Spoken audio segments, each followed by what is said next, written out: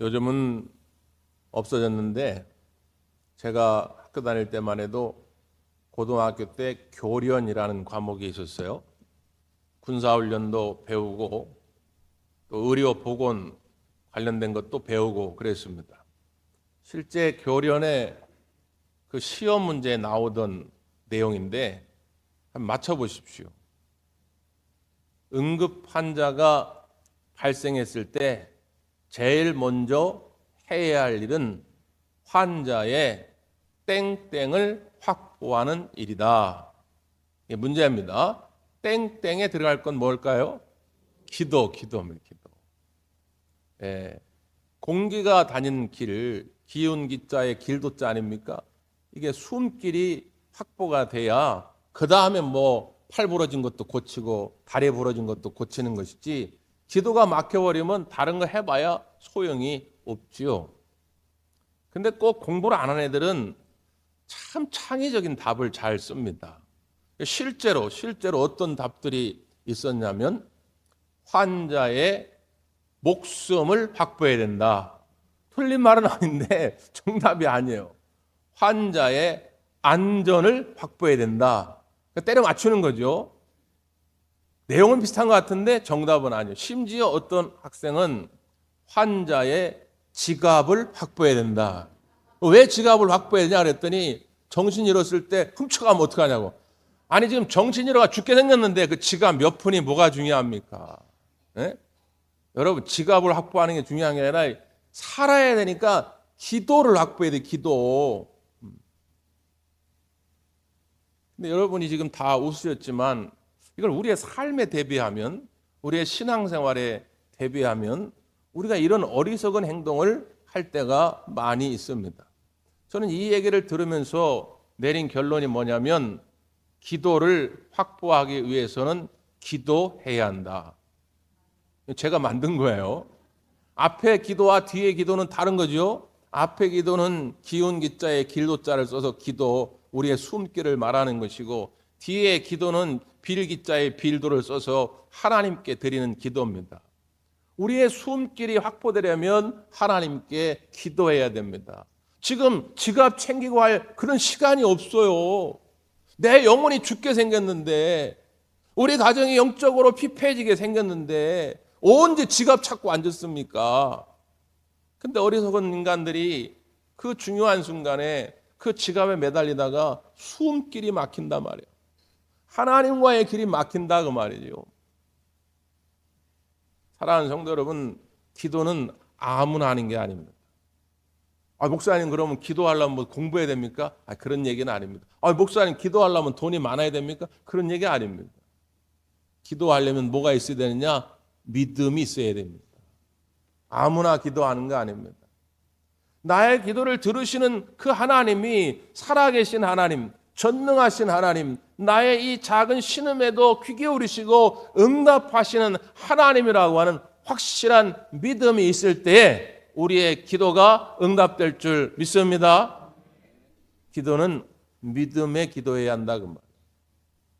우리가 지난 몇 달 동안 마태복음 5장, 6장, 7장, 소위 말하는 산상수훈, 산상보훈의 말씀을 나누었죠. 그리고 그 이후에도 이어서 마태복음 8장의 말씀을 계속 나누고 있습니다. 눈치 빠른 분들은 아셨겠지만 모르는 분들은 지금 처음 아실 수도 있어요. 마태복음 8장의 말씀을 지금 계속해서 한 대목도 빠지지 아니하고 말씀을 나누고 있습니다. 왜 제가 그렇게 했을까요? 여기에는 분명 의도가 있겠지요. 마태복음 7장 29절, 예수님의 산상수훈의 말씀이 끝나고 그 말씀을 들었던 무리들이 깜짝 놀라서 이렇게 표현합니다. 그의 말은 권위가 있더라. 권위. 그러니까 옛날 개역 한글판에는 권세라 이렇게 표현했는데, 우리 개역 개정판에는 권위 있는 자와 같더라 이렇게 말합니다. 영어 성경에는 authority라는 단어를 써요. authority라는 단어를 우리말로 번역하면, 직역하면 지휘권 뭐 그런 말입니다. 권한 뭐 그런 말이에요. 그러니까 종합하면 예수님이 말씀을 하셨는데 그 말씀을 들으니까 예수님에게 권세가 있는 것 같더라. 권위가 있는 것 같더라. 지휘권이 있는 것 같더라. 그 말이에요. 말씀에 카리스마가 있다는 거예요. 능력이 있다는 거예요. 오, 저분 말씀은 저거 가짜가 아닌 것 같아. 사기치는 것 같지가 않아. 저분의 말씀에 뭔가 정말 힘이 있어. 진실돼 보여. 뭐 그런 말이겠죠. 그런데 만약에 그것이 말로만 끝났다면, 예수님의 말씀은 굉장히 권위가 있어 보이고 지휘권이 있어 보이는데 그게 말로만 끝났다면 아마 기독교가 성장하지 못했겠죠. 그래서 마태복음 기자는 예수님의 말씀 산상수훈이 끝난 다음에 그것이 단순히 말의 능력에만 있는 것이 아니라 실제적인 능력이 있음을 보여줍니다. 그래서 마태복음 8장, 9장, 10장을 보면 예수님의 수많은 이적 사건이 나타납니다. 예수님의 그 권위, 예수님의 권세, 그 예수님의 지휘권이 단순히 말에 끝나는 것이 아니라 우리 모든 우주 만물에서 나타나고 있음을 보여주는 거예요. 그래서 복음서에 보면 예수님의 이적 사건이 많이 등장하죠. 제일 많이 등장하는 것이 병든 자를 고치신 것입니다. 당시의 의학으로는 도저히 치유할 수 없는 사람들을 예수님의 권위, 예수님의 그 지휘권을 가지고 고쳐주신 것이죠. 심지어 죽은 자들을 살려주십니다. 한 번도 아니고 3번이나 죽은 자들을 살려주십니다. 그리고 또 다른 이적의 모양이 있는데 그건 뭐냐면 자연을 변화시킵니다. 하나님이 만들어 놓은 자연에는 질서가 있는데 그 질서를 거스르면서까지 그 자연을 변화시킵니다. 왜 그러셨겠냐 그 말이에요. 그 자연을 변화시킨 사건 가운데 우리가 잘 아는 사건이 우리가 오늘 읽은 본문의 사건입니다.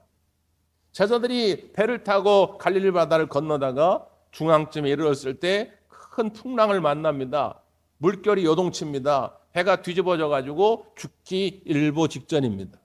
그때 예수님이 나타나셔서 바다와 바람을 잠잠케 하신 사건이죠. 이 사건을 보고 그 제자들이 깜짝 놀란 것입니다. 그래서 뭐라고 이야기하냐면 27절인데 오늘은 결론 부분부터 봅니다. 27절 시작. 그 사람들이 놀랍게 여겨 이르되 이가 어떠한 사람이기에 바람과 바다도 순종하는가 하더라. 이가 어떠한 사람이기에 바람과 바다도 순종하는가? 도대체 이 예수라는 분은 누구시기에, 어떤 분이시기에 이 예수라는 분의 말에 바람과 바다도 순종해서 이렇게 잠잠할 수 있느냐 말이죠. 이것이 마태복음 8장, 9장, 10장을 아우르는 주제입니다. 예수님이 누구냐 그 말이에요. 하나님이 어떤 분이시냐 그 말이죠. 바람과 바다를 잠잠케 할 만한, 그들이 순종할 만한 권위, 지휘권을 가지고 있다는 건 뭡니까? 그 바람과 바다를 창조하신 분이다 그 말이에요. 예수님은 창조주가 되시기 때문에 바람과 바다를 만드신 분이시기 때문에 바람과 바다를 잠재울 수 있는 것이죠. 예수님은 이 모든 우주 만물의 지휘권을 가지고 계시다 그 말이에요. 예수님의 말씀 한마디에 이 우주 만물이 움직인다 그 말이죠. 이 말은 우리 인생의 지휘권도 우리 예수님에게 있다 그 말입니다. 예수님의 말씀 앞에 우리가 순종할 수 있을 때 우리의 삶에 우리 예수님이 친히 주시고자 하는 그 신령한 은혜와 복이 넘치게 되는 것이죠. 문제는 자꾸 그걸 거부하게 되면, 그걸 거절하게 되면 주님이 주시고 싶어도 줄 수가 없어요. 사랑하는 성도 여러분, 오늘 예수님의 그 권위 앞에 순종하십시오. 예수님의 지휘권 앞에 여러분이 순종할 수 있기를 간절히 바랍니다. 그럼 꼭 이런 얘기를 해요. 목사님, 아니 나도 내 눈앞에서 이렇게 예수님이 바다와 바람을 잠잠케 하는 그런 일을 볼 수 있다면, 내 눈앞에서 병든 자가 막 벌떡벌떡 일어나고 죽었던 자가 벌떡벌떡 일어나니를 내가 볼 수만 있다면 나도 두말 않고 예수님의 지휘권을, 그 권위를 인정하겠나이다. 어? 이제까지 내가 교회 나오긴 나오는데 어떨 때는 내 인생의 지휘권을 내가 가지고 있다가 어떨 땐 예수님에게 주는 척했다가 다시 예수님을 뺏었다가 했는데 아니 안 그럴게요. 하여튼 내 눈앞에 보여만 주세요. 여러분 앞에 그런 일이 보여주면 진짜 그럴 것 같습니까? 여러분 진짜 그럴 것 같아요? 누가복음 17장에 보면 예수님께서 나병 환자 10명을 고쳐주시는 장면이 등장합니다. 아무 조건 없어요. 아무 차별이 없습니다. 예수님께 나온 그 나병 환자 10명을 예수님의 그 권위, 예수님의 그 지휘권으로 고쳐주신 것입니다. 그런데 성경은 뭘 기록하고 있느냐? 당시에 나병 환자들이 고침을 받으면 다시 가정과 직장과 사회로 복귀를 해야 되는데 그러려면 제사장에 사인이 있어야 됩니다. 완치가 됐다는 사인이 있어야 돼요. 그 사인을 받으러 가는데 그 중에 한 사람만 예수님께 돌아와서 하나님께 영광을 돌리고 예수님께 감사했다는 것입니다. 그런데 그 성경은 특별하게 그 사람이 어디 출신이냐를 기록합니다. 그걸 강조하고 싶은 거죠. 그 사람이 어디 출신이냐? 사마리아 사람이라고 기록합니다. 다시 말하면 나머지 9명은 남유다 사람입니다. 그런데 북쪽의 사마리아 사람은 남유다 사람들이 볼 때는 개보다도 돼지보다도 못한 인간으로 취급을 했다 그 말이에요. 손가락질하던 조롱하던 사람이었다 그 말이죠. 그런데 그렇게 손가락질하던 그 사마리아 사람은 예수님께 나와서 예수님이 하나님이심을, 예수님께 권위가 있음을, 예수님께 우주 만물의 지휘권이 있음을 인정하고 그분께 감사의 고백을 드렸다는 거예요. 확률적으로 보면 10분의 1밖에 안 됩니다. 여러분이 받은 은혜가 없습니까? 주님의 그 능력을 체험한 적이 없습니까? 그럼에도 불구하고 주님께 나와서 감사의 기도를 드리고 감사의 찬송을 올리고 감사의 예물을 드리고 하는 것은 굳이 확률을 따지면 10%밖에 안 된다고 말해요.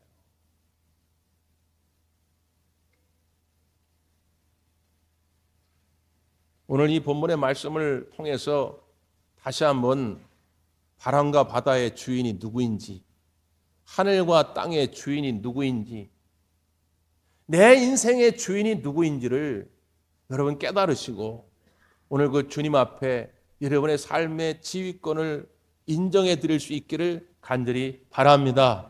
그래야 뭔가 역사가 일어난다니까요. 자, 오늘 얘기를 조금 더 구체적으로 한번 봅시다. 우리 24절인데 24절 시작. 바다에 큰 노을이 일어나 배가 물결에 덮이게 되었으되 예수께서는 주무시는지라. 바다에 큰 노을이 일어났습니다. 바다 물결에 덮여져서 이제 거의 죽을 지경이라 그 말이에요. 그런데 예수님은 주무시고 계시다 그 말이에요. 자, 일단 이 24절의 말씀을 읽으면서 사람들이 이제 어디에 강조점을 두고 그 말씀을 묵상하느냐에 따라서 그 상태가 달라지게 되는데 많은 사람들이 어디에다가 집중을 하냐면 처음에는 왜 이 제자들이 이런 풍랑을 만났지? 왜 제자들이 이런 고난을 겪게 됐지? 여기에 집중하는 사람들이 있어요. 우리가 풍랑 만나서 고난을 당한 사람 하면 딱 떠오르는 사람 있죠? 요나입니다. 요나는 답이 확실해요. 요나가 풍랑을 만난 이유가 뭡니까? 하나님이 니느웨로 가라고 그랬는데 니느웨로 가지 아니하고 반대 방향으로 가려다가 풍랑을 만난 거예요. 그래서 뒤집어져 가지고 물고기 뱃속으로 들어간 거죠. 그러니까 요나가 풍랑을 만난 이유는 하나님 말씀에 불순종했기 때문입니다. 그러나 우리의 인생에 닥치는 풍랑이, 우리가 경험하는 고난이 그렇게 단순하게 정답이 딱 떨어지는 것이 많지가 않아요. 근데 사람들은 거기에 매달려. 왜 나한테 이런 병이 생겼지? 왜 우리 가정에 이런 일이 생겼지? 왜 내 사업이 이렇게 안 되지? 왜 내 자식들이 저렇게 방황을 하지? 거기에 너무 많은 시간과 너무 많은 정력을 쏟아부어요. 그러다 내 영혼이 병들지요. 사랑하는 성도 여러분, 오늘 성경은 이 제자들이 왜 풍랑을 만난지에 대해서 답하고 있지 않습니다. 아니, 그거에 대한 관심이 없어요. 여러분, 너무 지나칠 정도로 내가 만난 고난, 내가 만난 그 풍랑의 이유를 찾다가 여러분 너무 아파하지 말고, 너무 병들지 말고, 오늘 여러분이 처한 고난이 있거든 일단 담담하게 받아들일 수 있는 여유, 그 믿음도 있기를 간절히 바랍니다. 중요한 건 뭐냐면 그 다음인 거예요. 일단 풍랑이 불었어요.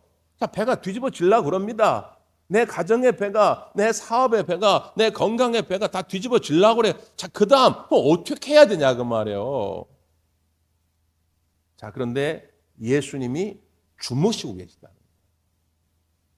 예수님이 주무신다라고 하는 표현을 여러분이 성경을 다 뒤져가지고 여기 말고 더 있는 곳을 찾아내서 저한테 가지고 오시면 제가 삼계탕 한 그릇 사드릴게요.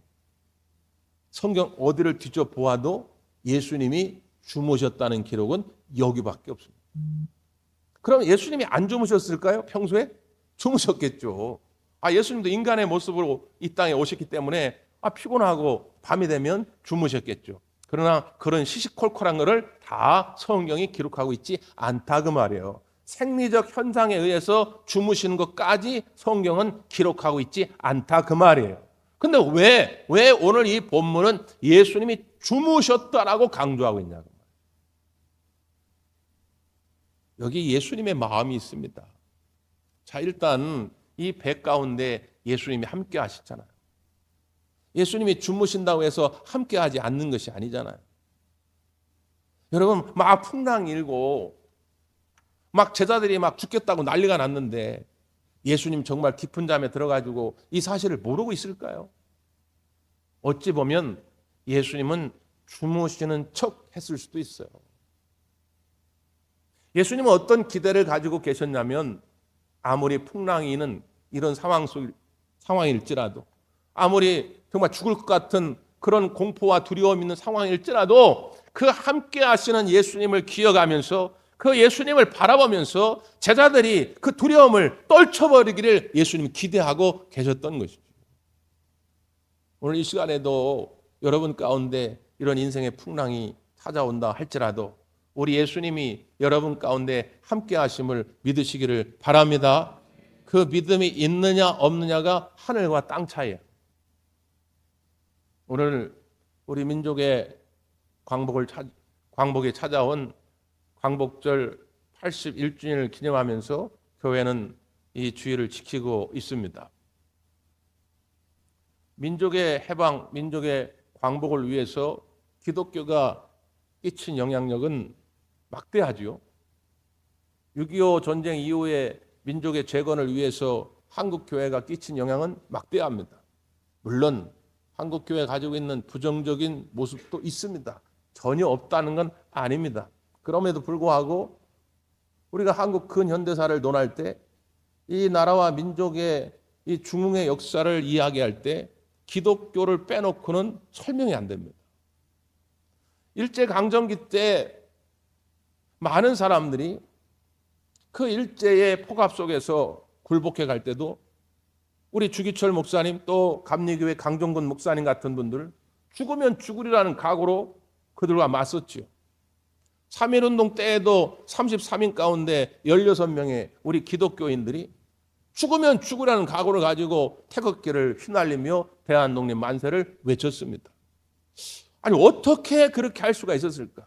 실제 조선 총독부의 보고, 조선 총독부에서 본국으로 보고를 올 때 도대체 이해할 수 없는 인간들이 이 조선 땅에 있다. 그들이 누구냐? 예수쟁이들하는 거예요. 예수쟁이들. 이 예수쟁이들은 도저히 이해할 수가 없다. 때려도 말을 안 듣고 고문을 해도 말을 안 듣고 어떻게 그렇게 할 수가 있느냐고 말이에요. 우리 믿음의 선배들에게는 그 한 가지의 믿음, 우리 주님이 우리 민족과 함께 하신다는 이 믿음이 있었기 때문에 그 두려움을 떨쳐버리고 맞설 수가 있었던 것이죠. 지금도 똑같습니다. 우리가 잘 아는 시인 가운데 윤동주 시인이 있잖아요. 윤동주 시인. 독실한 기독교인이기 때문에 기독교의 정신을 바탕으로 그것을 시에 녹여냈죠. 우리가 잘 아는 서시도 마찬가지고. 예를 들어서 대놓고 막 일본 놈 물러가라 막 그렇게 하면 다 잡혀가고 아예 발표도 할 수가 없기 때문에 그 시에 함축적 의미를 담아가지고 일제에 항거하고 그랬습니다. 그 대표적인 시 가운데 십자가라는 시가 있어요. 십자가.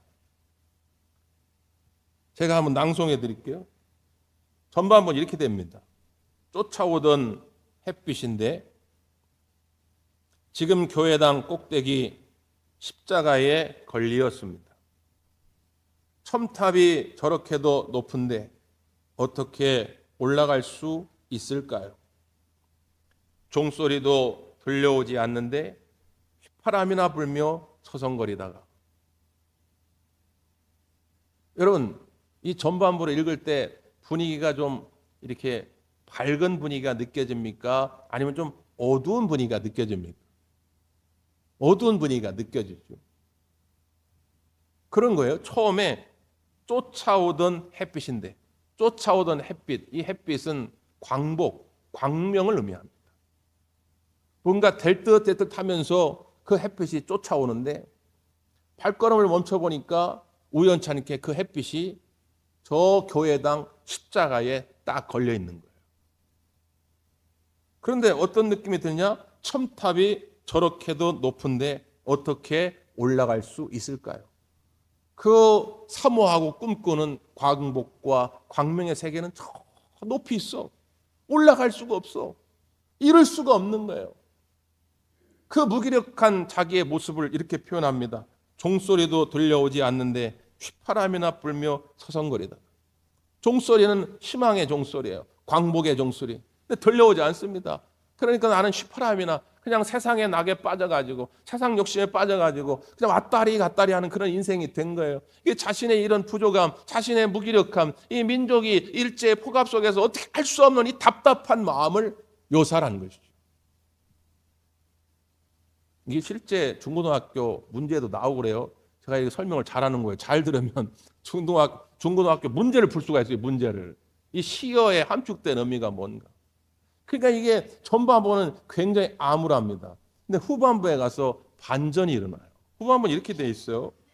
괴로웠던 사나이 행복한 예수 그리스도에게처럼 십자가가 허락된다면 모가지를 들이우고 꽃처럼 피어나는 피를 어두워가는 하늘 밑에 조용히 흘리겠습니다.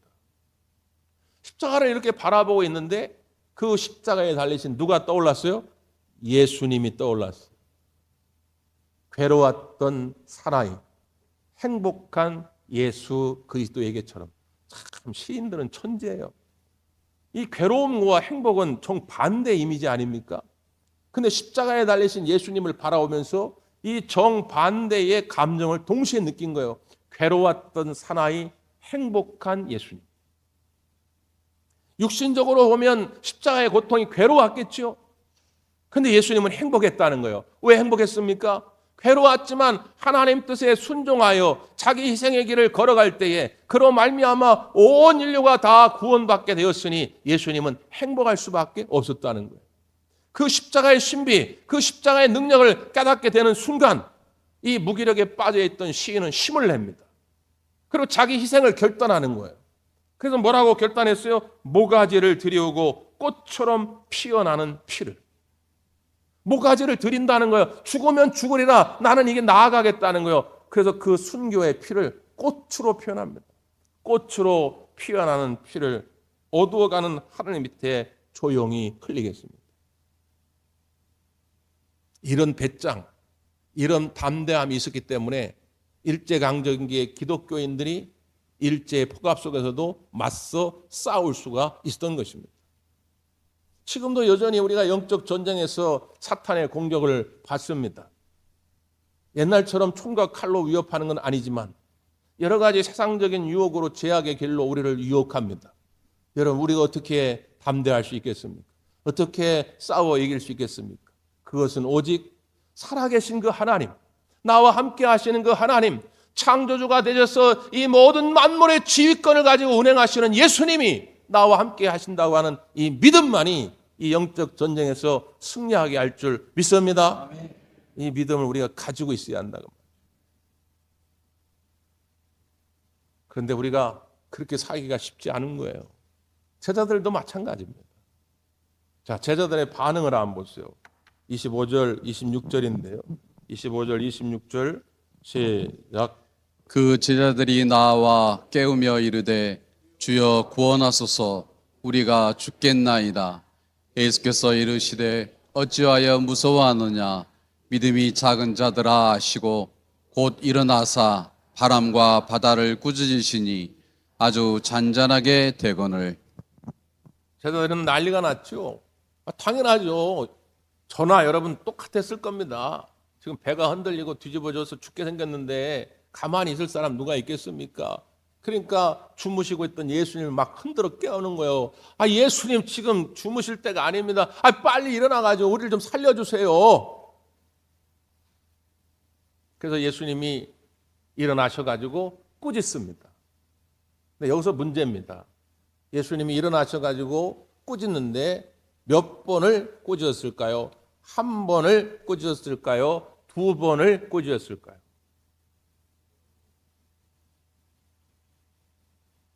한 번을 꾸짖었을까요? 두 번을 꾸짖었을까요? 알기는 잘하시네요. 근데 지금까지 한국교회 성도들은 예수님이 한 번만 꾸짖은 걸로 알고 신앙생활을 해오는 거예요. 그 한 번 꾸짖은 그 대상이 누굽니까? 아니 한 번만 꾸짖었다고 생각할 때는 뭘 꾸짖었다고 생각해요? 바람과 바다를 꾸짖었다고 생각하는 거죠. 근데 이 본문의 핵심은 뭐냐? 바람과 바다를 꾸짖은 예수님을 소개하려는 게 아니라 제자들을 꾸짖은 예수님을 소개하려고 하는 거예요.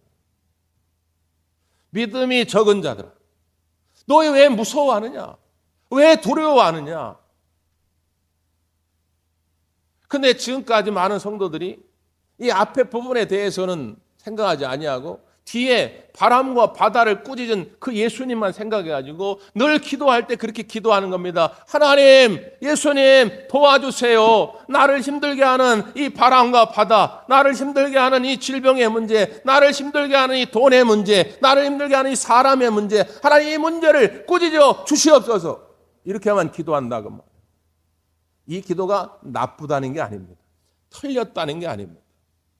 그러나 우리는 동시에 또 하나 기도해야 할 제목이 있다는 거예요. 그게 뭡니까? 하나님, 믿음 없는 나를 꾸짖어 주시옵소서. 연약한 믿음, 적은 믿음 때문에 두려워하고 있는 나를 주님 꾸짖어 주시옵소서. 이걸 기도해야 한다는 거예요. 자, 상황은 똑같습니다. 바람이 멈춘 게 아닙니다.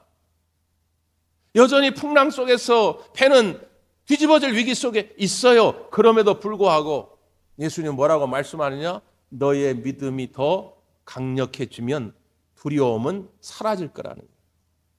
믿음이 작기 때문에 두려움이 커졌다는 것입니다. 사랑하는 성도 여러분, 여러분의 믿음이 더욱 장성해지기를 바랍니다. 믿음이 커져야 됩니다. 옛날 메리큐스 마네라고 하는 여인이 쓴 자서전적 간증집인데 근심이요 안녕이라는 제목의 책입니다. 거기 내용에 보면 남편이 사업이 부도가 나고 도망가 버렸어요. 너무 힘들고 빚쟁이들이 쫓아다니니까 그냥 도망가서 연락도 안 됩니다. 혼자서 아이들을 키우는데 경제적으로 너무 어렵죠. 그러다 보니까 아들 하나가 문방구 가지고 연필을 그냥 훔친 거예요. 훔치다 걸린 겁니다. 삭혀서 쫓겨났어요. 너무 속상한 거예요. 그래서 아이들을 재워놓고 자기도 그 옆에 누운 다음에 가스 관을 열어버립니다. 그래서 가스가 점점점 차오릅니다. 정신이 몽롱해져 옵니다. 근데 마침 그때 옆집에서 부르는 찬송 소리가 들립니다. 내 모든 시험 무거운 짐을 주 예수 앞에 아래이면 근심에 쌓인 날 돌아보사 내 근심 모두 맡으시네. 뭐 가정 예배를 드리는지 아니면 누가 혼자 부르는지 모르는데 그 몽롱함 속에서 그 찬송 소리가 들리는 거예요. 정신이 바짝 난 겁니다. 얼른 일어나 가지고 가스를 잠그고 창문을 열고 아이들을 깨웁니다. 그리고서 펑펑 울며 하나님께 기도하는 거예요. 하나님께 눈물로 기도했더라면 하나님이 나를 도와주실 텐데 내가 하나님 앞에 아뢰지를 못했군요. 하나님 우리 좀 살려주세요. 그 아이들을 데리고 시골로 내려가서 단칸방에서 그 아이들을 돌보기 시작합니다. 훗날 그 아이들이 훌륭하게 잘 성장을 해요. 그래서 그 책의 마지막에 그는 우리에게 이렇게 선언합니다. 죽을 수 있는 용기를 가진 자들이여 하나님 앞에 기도할 수 있는 용기로 바꾸어 보십시오. 100번의 탄식보다 한 번의 기도가 당신에게 기적을 가져다 줄 것입니다. 100번의 절망보다 한 번의 믿음이 당신의 운명을 바꾸어 놓을 것입니다.